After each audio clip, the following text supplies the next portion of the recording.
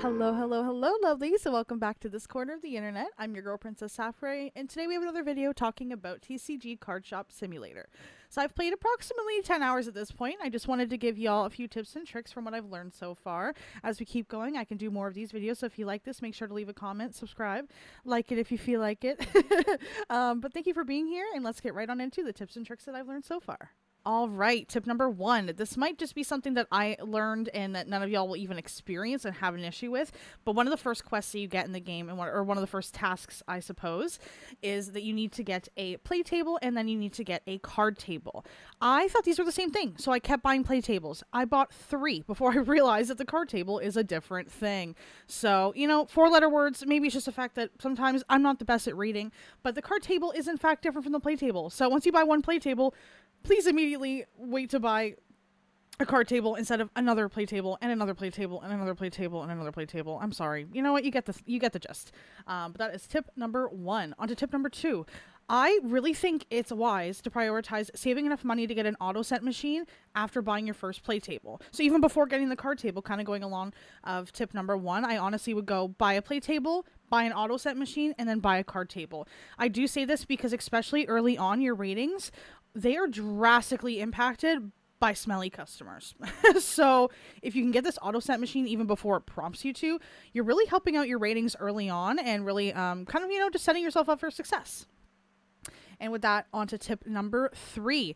If people are at your play tables when it is time to close your shop, you can start the next day or interact with the table itself by pressing Q to get them to leave and pay up. So they will stay there otherwise for an undetermined amount of time. So this could be a time where you just take advantage of being able to open some card packs. But if you really want them to leave, those are your 2 options. Start the next day or interact with the table. That'll get them to leave, give you your money, and you move on to the next thing. Tip number 4. I found that undercharging for card packs really helped boost ratings as well in those early days because you don't really have a lot of things that you can sell, and undercharging really does give you that advantage and gets you more customer satisfaction in those early days. So I would recommend undercharging under market value for those card packs, at least early on. On to the next tip. Make sure to check those ratings. Speaking about ratings, we've been talking about ratings a little bit in this video. Make sure to check them because it'll tell you exactly what customers are liking and not liking about your shop specifically. Like I said before, for me, I found it was a lot of, the place kind of smells. Initially, my card packs, I think I slightly overcharged and they were like, it's too expensive. I had it at market value.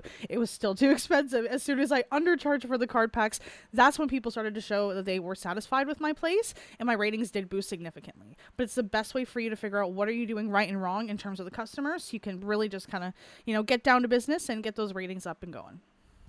Okay, on to the next tip. You can open as many packs as you would like after your shop is closed, so that is the best opportunity to stock up an inventory for your card table. Your card table is where you will be displaying all of your cards, and ideally, the ones that cost a lot of money so customers can buy them.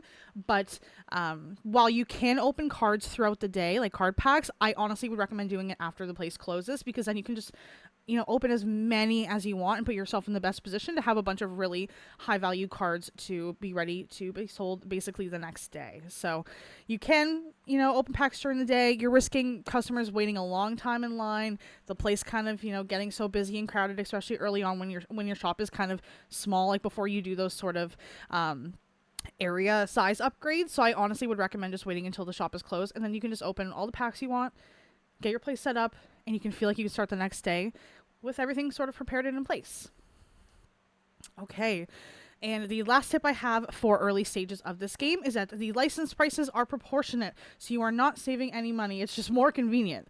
By this, what I mean is, the 32 pack is exactly half the price of the 64 pack, and the same goes for their licenses. Both the license prices and the prices to purchase the actual items or order the items, they are proportionate. So you don't have to get the 32 pack and the 64 pack if you don't want to. In those early stages, you are probably only going to be able to afford those 32 packs, so it's really up to you. You can save the money and not even bother with the 64 pack license.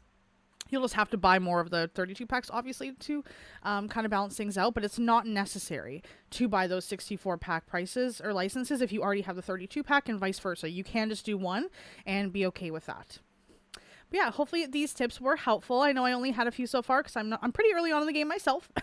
But if you like this video, please make sure to give it a thumbs up, like, comment, and subscribe. I really, really do appreciate y'all spending some time in this corner of the internet, and we'll see you in the next video. Bye, guys.